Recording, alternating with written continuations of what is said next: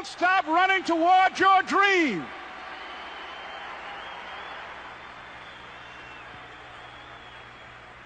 It's very important as you hold on to that dream. There are moments when you're going to doubt yourself. There are rough times that are going to come, but they have not come to stay. They have come to pass. It's very important for you to know that. Don't say I'm having a bad day. Say I'm having a character building day.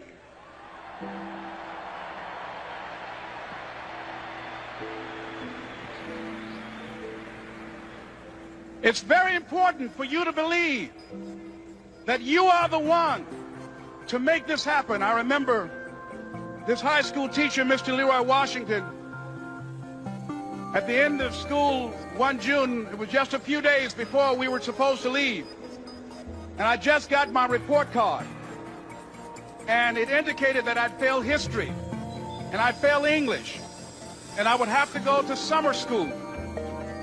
And I was feeling within myself that I was a failure, that I'm slower than most people in getting paperwork, and I was feeling down on myself and very negative. And Mr. Washington was giving a speech to the graduating seniors, and I was in 11th grade. And even though I wasn't supposed to be in there, I went in there because the speech he was giving, that speech was for me. And as he talked, my heart began to beat fast. Tears began to run by my eyes, and I was in the back just listening to him because he said, and he was a very dramatic man. I still talk to him to this day. He said, as graduating seniors of Booker T. Washington High School, I want you to know that you're blessed and highly favored, and that as you go toward the future, begin to know that you have greatness within you. And if just one of you here begin to envision yourself as being blessed and highly favored to reach your goal, if just one of you capture the essence of what that means, that you have greatness within you and a responsibility to manifest that greatness, that you can make your parents proud, you can make your school proud, you can touch millions of people's lives, and the world will never be the same again because you came this way. And the students gave him a rousing standing ovation. And as he left the auditorium, I ran down the steps and I caught him in the parking lot. I said, Mr. Washington? He said, yes. I said, do you remember me, sir? He said, no. I said, my name is Leslie Brown. My mother, she works in the cafeteria here. I'm one of the twins, Leslie and Wesley. I said, Mr. Washington, but you know, I got these big dreams. You know, I like talking to people. I love people. I said, I want to work with people, and I got this dream of buying my mama a home. Could I do that, Mr. Washington? He said, it's possible, Mr. Brown. And as he walked away, I called him again. I said, Mr. Washington? He said, what do you want now? I said,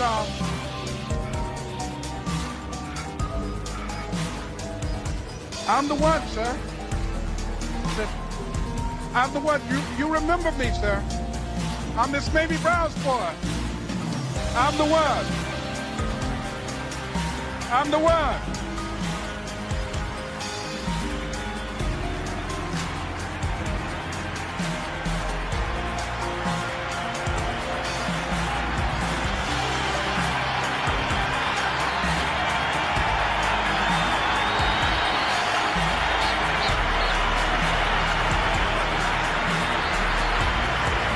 And you must feel that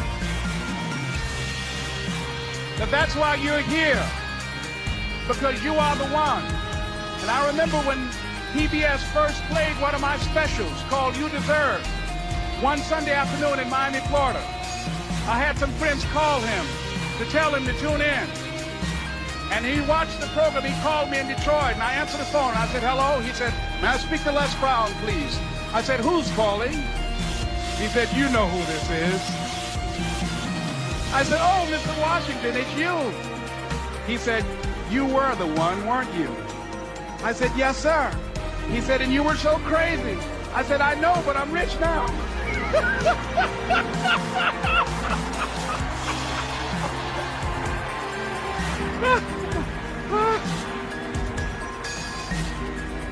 Ladies and gentlemen, It's not going to be easy.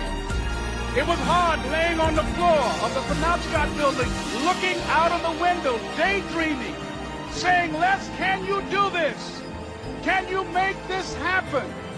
I used to listen to tapes day in and day out about See You at the Top, my great friend Zig and Dennis Waitley and different other motivational speakers and Dr. Norman Vincent Peale and Dexter saying, don't let nobody steal your dream. I used to ask myself, can I do this?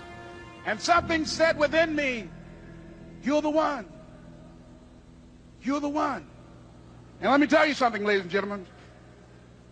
While you're here, and before you go back home to your respective cities and communities, write down at least 5 reasons on why you deserve your dream, on why you won't give up, what's going to make you unstoppable, why you must be unreasonable, because logical, practical thinking says you can't do it today.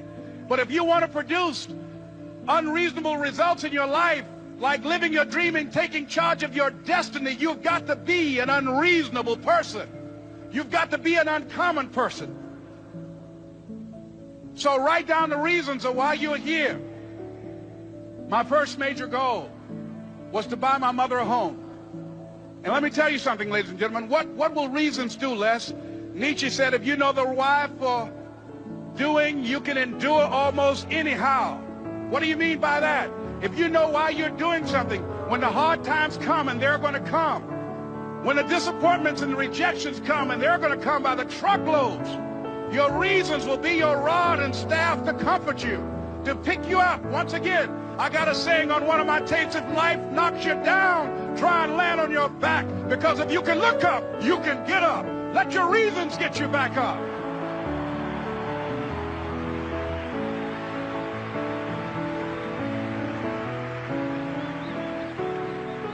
I remember when I bought the home for my mother, and she came out of the car. When I opened the door, I said, Mom, I think I know these people in this house. That was my first major goal. And then I couldn't conceal it anymore. I said, Mom, I got this for you. And as she went from room to room, looking at the house and saying, thank you, Jesus. Thank you, Lord. No one ever could have convinced me that this could have happened to me. And she looked at me, she said, Leslie, and you caused me so much problems as a boy. You were always into stuff. She said, no one could have convinced me that day when I walked in that house and this lady was holding you and your brother. And she said, ma'am, I want you to promise me 2 things. And she said, what is it? She says, 1, promise me that you won't separate them. She said, I want them raised together. I want them to know each other. I got pregnant while my husband was away in the war, and I can't keep him. Promise me that you won't separate them. She said, I promise I won't. I've never had children. I promise I won't separate them. And she said, promise me that you'll never tell them about who I am, because if my husband ever found out, he would kill me. She said, I promise. And she said that she gave them to us, and she kind of cried, and she was walking out the door, and she looked at my adopted mother. She said, remember, don't you separate them. She said, I swear to God, I won't separate them. I'll keep them together.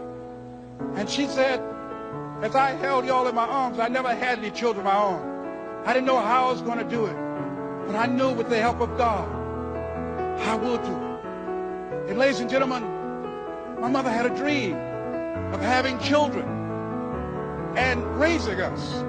She didn't know how she was going to do it. You're going to be just like that. And some of you are already there. Well, you don't know how.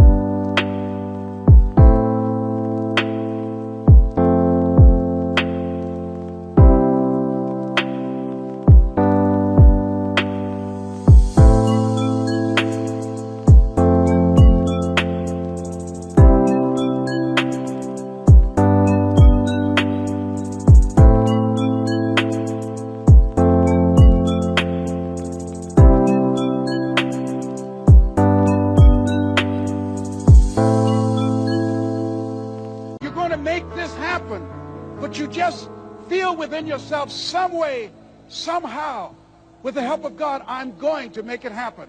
Repeat after me, please. No matter how bad it is, or how bad it gets,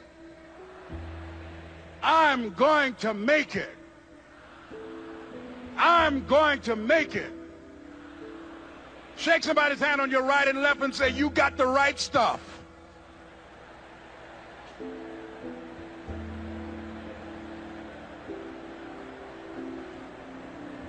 So yes, it's possible for you to live your dream.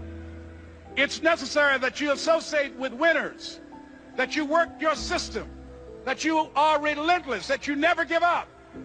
It's you. You've got to take personal responsibility. You've got to make it your personal business to make it happen.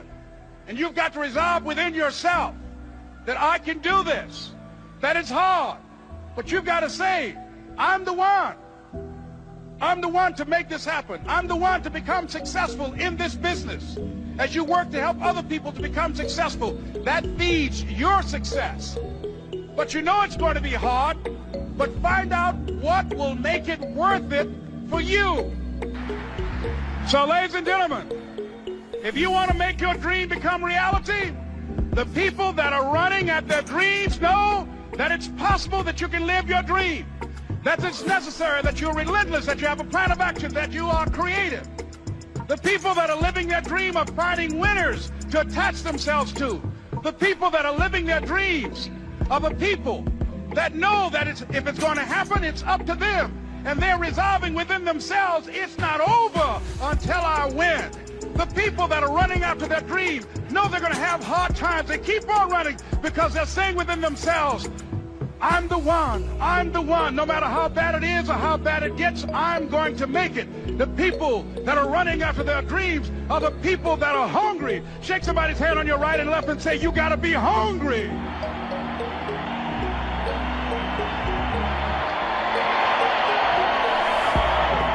And as you run toward your dream, I want to dedicate this to you that I love very much. I want to thank Dexter and all of you. It's something that I'm known by. It's on our tapes called Choosing Your Future, and it says simply this, that if you want a thing bad enough to go...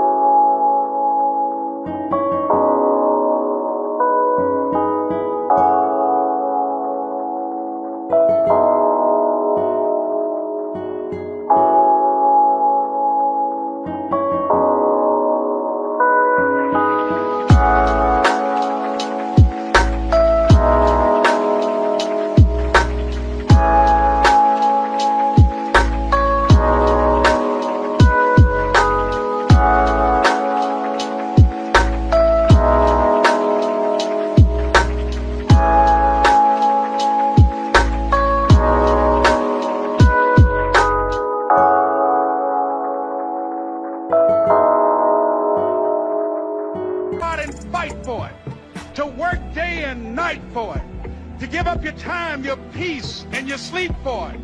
If all that you dream and scheme is about it, and life seems useless and worthless without it, and if you gladly sweat for it and fret for it and plan for it and lose all your terror of the opposition for it, and if you simply go after that thing that you want with all of your capacity, strength and sagacity, faith, hope and confidence, and stern pertinacity, if neither cold poverty, famish or gulf, sickness or pain or body and brain can keep you away from the thing that you want, if dogged and grim you besiege and beset it, with the help of God you'll get it. This is Mrs. Mamie Brown's baby boy, Leslie Calvin Brown, saying it's been a plum-pleasing pleasure as well as a privilege.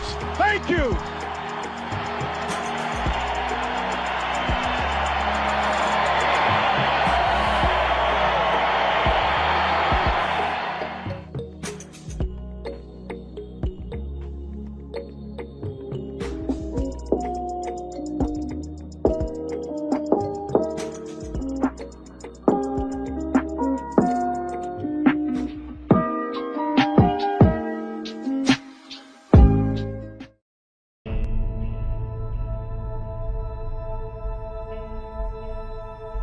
Have you ever found yourself stuck in one of life's storms? And no matter how hard you try, no matter what you do, it seems that you can't make any headway. So many times the storms in our life, we didn't prepare for them, we didn't plan for them, we didn't ask for them, we didn't even cause them, they just suddenly happen. I want to talk to us this morning about hidden blessings in the storms of life. Each of us this morning is in either one of three situations. You are either headed towards a storm, or you are just coming out of a storm, or you are in a storm right now. But whatever your situation, God is in control.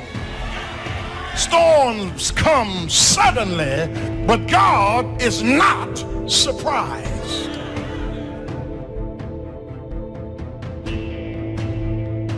I still believe that things can turn around for me. I still believe that this is not my final position. I still believe that my family can get better. I still believe that if I lose this job, there is another job for me. I still believe that my marriage is not over. Turn to your neighbor and say, you got to keep your hope. Clap somebody and say, I believe. Is there anything you believe in that you'll sweat for, that you'll work for, that you'll labor for, that you'll commit yourself to? Is there anything that you love other than yourself? Just because we have a problem is not an indication that God doesn't love us. Our faith will be tested at different times in our life. If we weren't going to have any problems, we wouldn't need any faith. That's what faith is for. Faith takes us through the times that we don't understand and helps us come out victorious on the other side. You may be going through something, but the good news is you're going through. You're still moving. You're still alive. You're still breathing. You're going somewhere. You're going through. You're not devastated in the middle of, you're going through. And guess what? When you come out on the other side, you're going to be stronger than you were when you went in, and you won't even smell like smoke. We get disappointed in the people that don't help us along the way. But just because you're disappointed in people, don't jump off the ship and drown in the sea. Just because people let you down, don't give up on God, who never will. Just because you lost a job, don't stop trusting that God is my provider. Sometimes you have to go through something to really get your insight, to find out who you really are, to find out what you really got, to find out that you're tougher than you thought you were, to find out that you can do more than you thought you could do.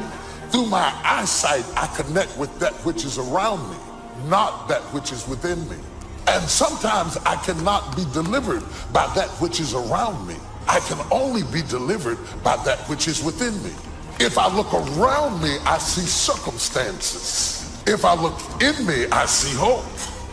So sometimes in order to really get your focus, you have to shut down your eyesight to build up your insight. Shut your eyes to what you see and turn on your insight to what you believe.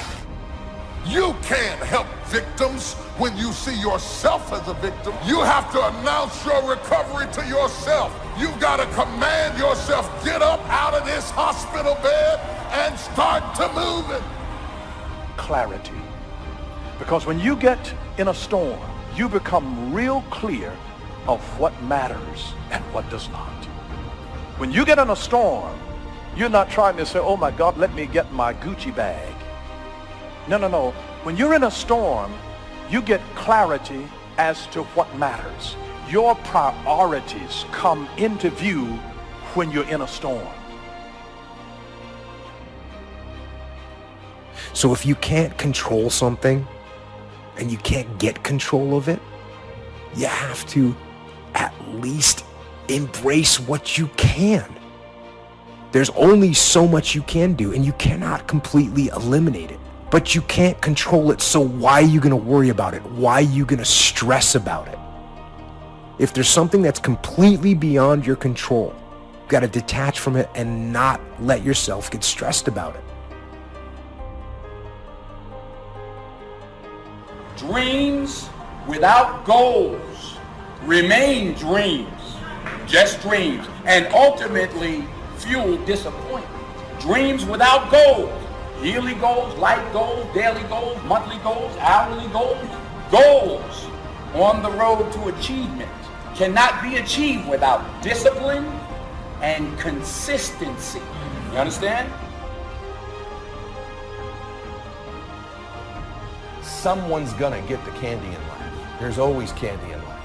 That piñata eventually always breaks down. Do you want to be the person who was there in the beginning, hitting as hard as you could and sacrifice it and never get the candy? Or are you going to get something for your pain? Are you going to get something for your effort? Are you going to get something for this sacrifice you're making? You got to get something for this pain. You got to stick in the game until the candy comes out, and then we all get to celebrate.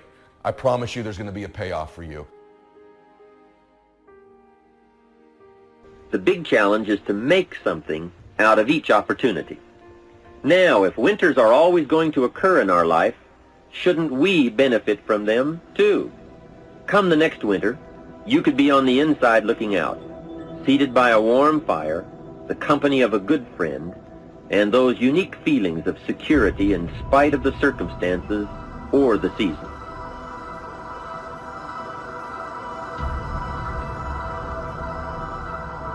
Don't go by what you feel.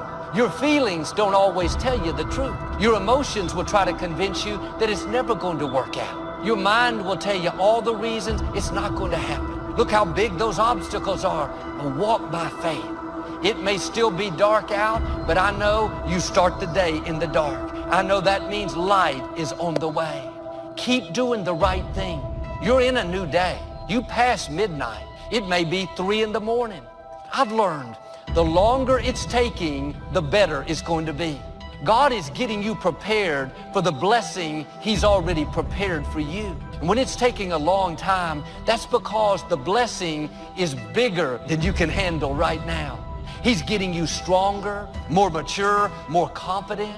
Don't be discouraged because it's been dark a long time. That's a sign God is about to do something that you've never seen. It's going to be bigger, more rewarding, more fulfilling than you've ever imagined.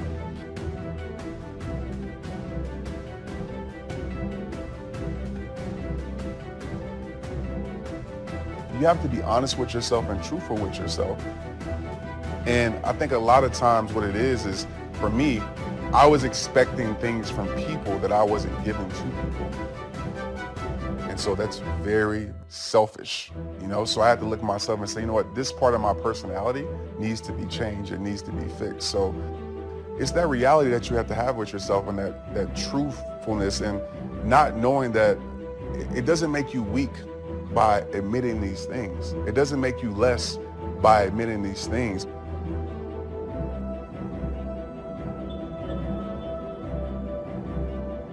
Begin to know now that the night will pass, and as you learn to grow and progress, you will better understand how to handle every night and better live every day. Don't be afraid to face the facts of life. It is not negative to understand that the winters always come. Don't clip the word impossible out of the dictionary. Don't say, I don't want to hear the problem. I don't want to see the difficulty. Don't show me the weeds. Don't say anything negative. Only see the positive. That's foolish. There is a thin line between positive thinking and kidding yourself. And remember, there's also a thin line between faith and folly.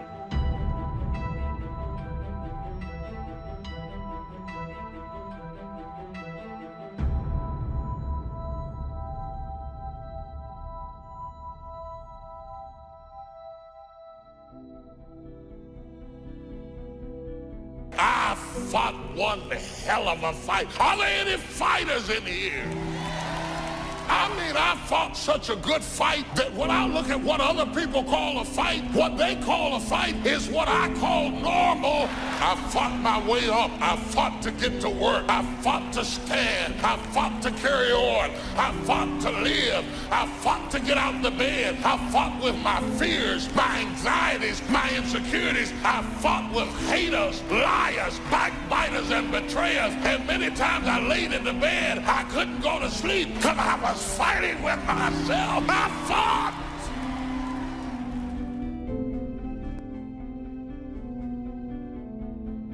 Take ownership. Take extreme ownership.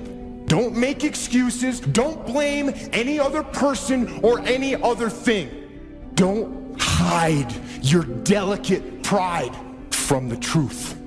Take ownership of everything in your world, the good and the bad. Everyone took ownership of their mistakes. Everyone took ownership of the problems. Take ownership of your job, of your future, and take ownership of your life. And lead. Lead yourself and your team and the people in your life. Lead them all to victory. Make your move before you're ready. We're instructed in life to walk by faith and not by sight. See, you want to really begin to stretch yourself. You want to become a risk taker. Most people won't do that. See, most people engage in low life living, low risk living. This, God said, if you're not willing to risk, you cannot grow. And if you cannot grow, you cannot become your best. And if you cannot become your best, you can't be happy. Then what else is there? Anybody who's not ever willing to risk will never do very much in this world. And in all probability, you'll end up being quite bored with your life. A couple things that I said last night that I don't want you to forget is walking by faith is taking step one before you know what step two is. After a few times, you get a little more used to it and it's not quite as scary, but taking a step of faith is stepping out to do something when you don't know how it will be provided for. But you believe with all your heart that it's what God has told you to do. Life is short and unpredictable. And so you want to begin to take some chances. You want to begin to challenge yourself and make it okay to fail and learn from your failures. Don't allow fear of failure to draw you in. You can't get out of life alive. You got to die to leave here. You got to make changes. You got to say no. You got to disappoint people. You got to walk away from some stuff. You have to. And so stepping away from things has felt much more dangerous to me than taking on 5 new things. Does anybody get it? Anybody out there, you get it? Trying to learn early the consequences of errors in judgment, poor behavior. And then try to learn from others that have gone down a disastrous road, and sure enough, they suffered the consequences, and you say, wow, then I'm going to change direction because I don't want those consequences. That's called being doubly smart, learning from errors in judgment. A few simple disciplines practiced every day. Now you're on the road to success. A few errors in judgment repeated, and you can turn anything around. Once you see that you're suffering either early consequences or severe consequences, all you have to do now is shut down that route, pick another destination and start going that way with some easy disciplines that day by day gather momentum, and now one success leads to another, leads to another. Here's what we call that: disciplines. Easy disciplines. All disciplines affect each other. Every discipline affects the rest. Every lack of discipline affects the rest. What's interesting about success is starting a new discipline, a couple of new disciplines, and sure enough, once you've gained just a little bit of success in a couple of new disciplines, it'll inspire you to clean up the rest. It'll inspire you to fine-tune all of your other disciplines. Each lack of discipline affects the rest. Solving problems, going from errors in judgment to easy disciplines that can change it all. And if you start that journey, it doesn't take long for new signs of success to appear. I got such great results that first year that I made these incredible changes, learning extra skills, putting together extra disciplines, working harder on myself and on my job. The early signs of the fact that I was going to arrive at a more positive destination, I was hooked. It didn't take but a few months, less than a year, and I was hooked for life.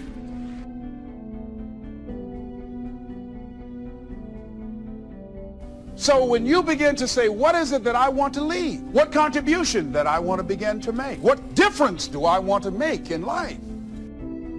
What is it that I want to do with the rest of the life that I have left? What chances I need to take? What risks do I need to begin to embrace? What fears do I need to step on?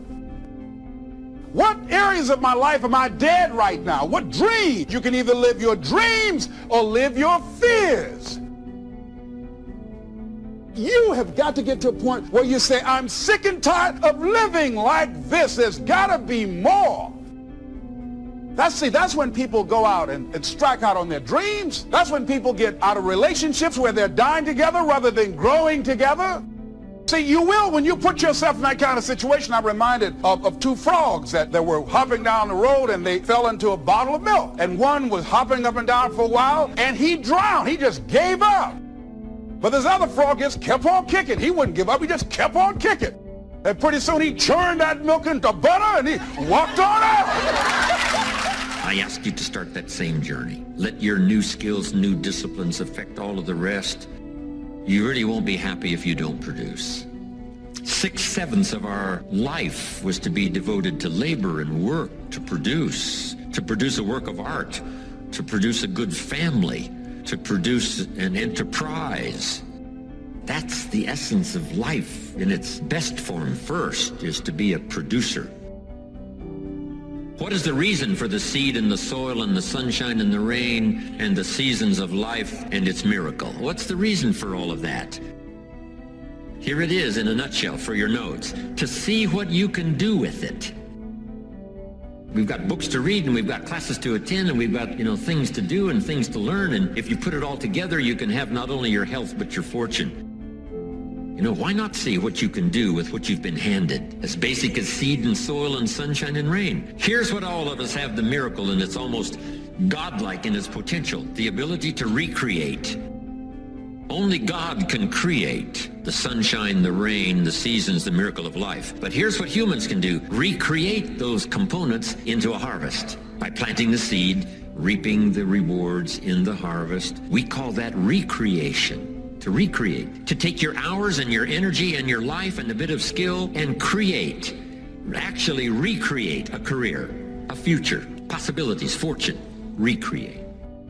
And that changed my life. It was Oliver Wendell Holmes who said that once a person's mind is expanded with an idea, it can never be satisfied to going back to where it was. So some of you are going to experience a breakthrough. Some of you are going to go back and look at your dreams and brush them off. Whatever goal that you have in mind, I want that to be a goal that will challenge you, something that will make you stretch. It was Osborne who said, unless you attempt to do something beyond that which you've already mastered, you will never grow. What is it that you looked at some point in time and you decided that you couldn't do it? That you talk yourself out of it? Whatever it is, bring it back out there. How are you going to do it? That will come to you in due time. See, you don't get in life what you want, ladies and gentlemen. You get in life what you are, not what you want. And see, the good news is that we can always become more by working to develop ourselves.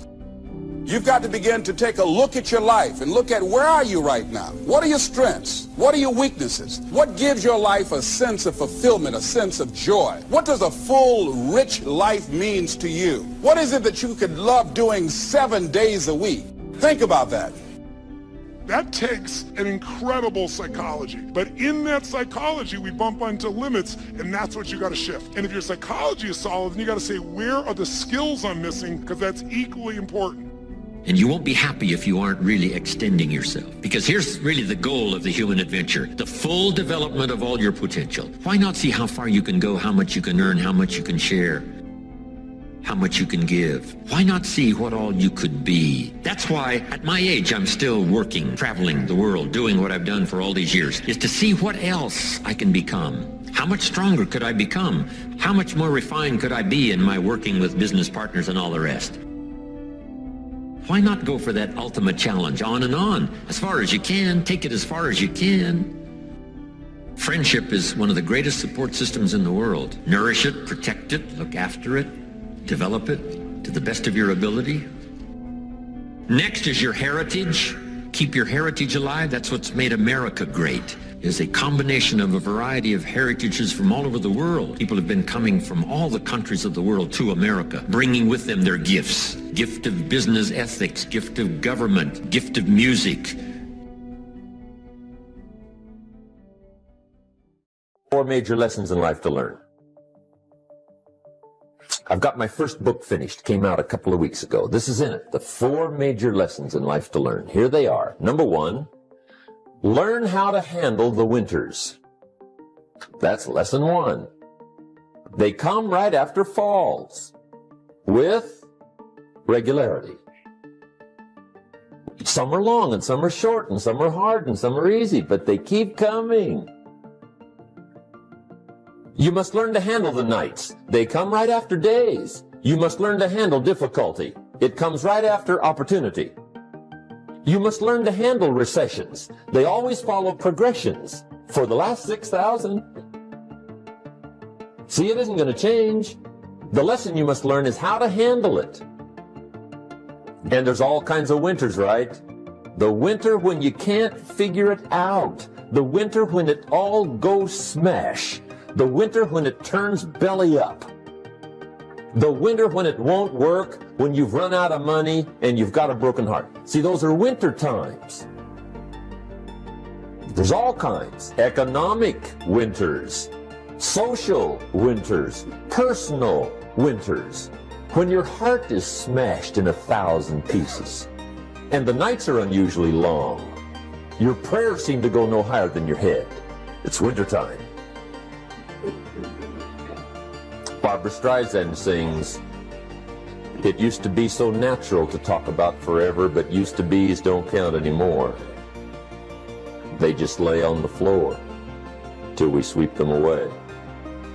You don't sing me love songs, and you don't say you need me, and you don't bring me flowers anymore." A song of winter. But see, the disappointments come. Those are normal. That's part of life. But the question is, how do you handle it? How do you handle the coming winters and the disappointments and the downtimes? Well, you can't get rid of January by tearing it off the calendar. But here's what you can do. You can get stronger, you can get wiser, and you can get better. The winters won't change, but you can. And that's how life changes for you. See, before I understood, when it was winter, I used to wish it was summer. I didn't understand. When it was hard, I used to wish it was easy. I didn't know. And then Mr. Schoaf gave me a part of his very unique philosophy when he said, "Don't wish it was easier, wish you were better." See, that triggered my whole life change. Don't wish for less problems. Wish for more skills. Don't wish for less challenge. Wish for more wisdom. That's the key. So that's lesson 1. Learn how to handle the winters. Here's lesson 2. Learn how to take advantage of the spring. That's the second one. Spring is called opportunity. And spring follows winter. What a great place for it. If you were going to put it somewhere, that'd be the place to put it, right after winter. And pray tell, how often does spring follow winter? Every year with regularity, 6,000. You can almost count on it. See, opportunity always comes. Days follow nights. Isn't that terrific? Opportunity follows difficulty. But here's what you must learn to do. Underline these 2 words in that key phrase. Take advantage. Underline those 2. You must learn to take advantage of the spring. See, just because spring rolls around is no sign you're going to look good come fall. You gotta do something with it. In fact, you have to get good at one of 2 things in life. Planting in the spring or begging in the fall. or get somebody to do it for you. See, those are about the only alternatives.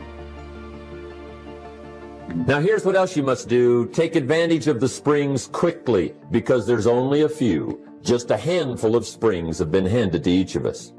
They don't come forever. Life is fairly brief. So you got to read every book you can get your hands on what to do with your springs while they're here. And take advantage, they soon run out.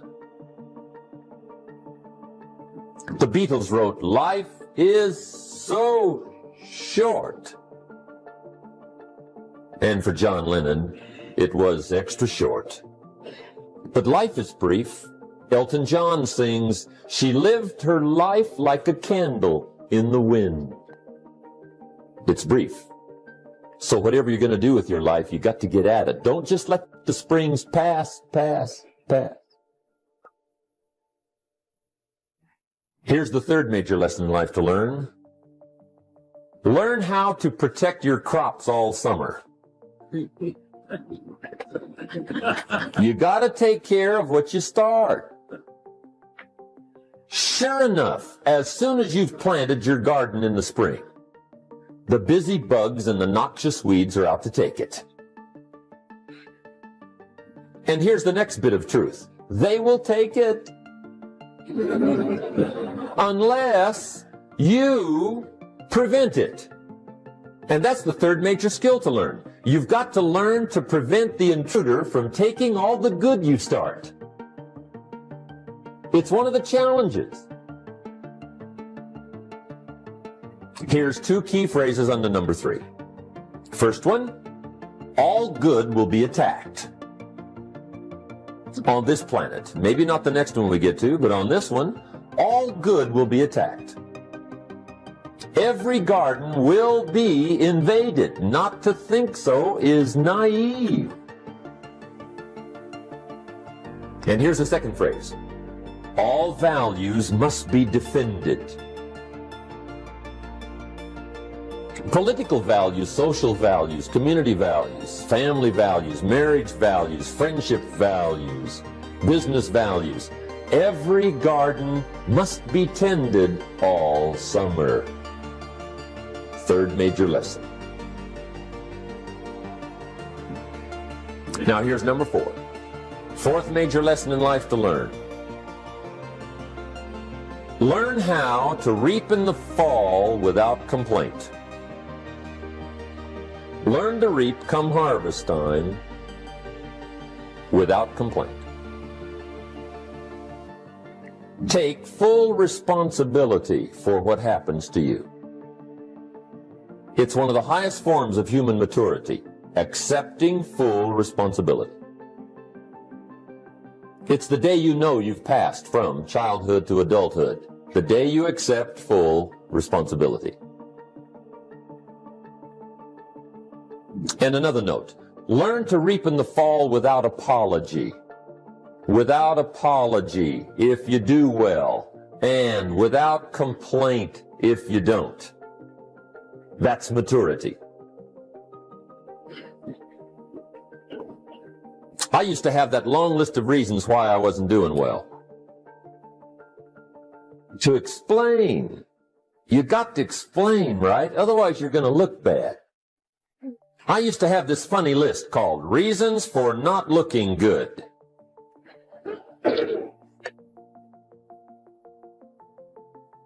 I used to blame the government. I mean, you can believe that or not. It was at the top of my list. I had a lecture second to none. The government. That was on my list. I used to blame taxes. Look what you got left after they take everything. And they expect you to do well. That was on my list there. Prices, that one's easy, right? You walk into the supermarket with $20, come out with a little half bag. So I had that on my list. I used to blame the weather. I blamed the traffic. I used to blame my car. I blamed the manufacturers. I used to blame the company. I blamed company policy. I used to blame the training program. I blame my negative relatives. They were always putting me down. I blame my cynical neighbors. They're just selfish, looking out for themselves. Won't loan you money? They were on my list.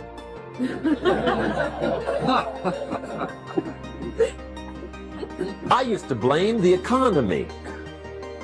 I blamed the community. That's a pretty good list for not doing well, isn't it? I thought it was good. I'll never forget one day, Mr. Schoaf was very kind, but he was also very blunt. And this was no exception. And I'm glad he was blunt. There's a lot of things I'd have missed if he hadn't have been blunt.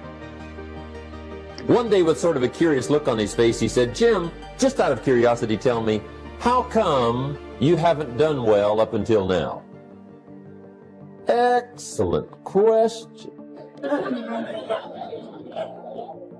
I thought, well, so I won't look too bad, I'll go through my list. And this list I just gave you, I put that on him. And he was very patient. He let me go through the whole thing, the government, the weather. I went through this whole thing. When I finished, he looked my list over very carefully. He said, "Mr. Rohn, big problem with your list. You ain't on it." How brilliant.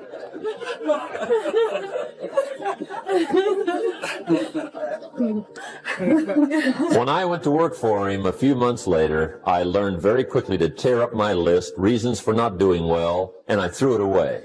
And I got me a fresh piece of paper. And I put one word on it. Me. There's a Black Heritage spiritual that says it's not my mother nor my father nor my brother nor my sister, but it's me, oh Lord, standing in the need of prayer.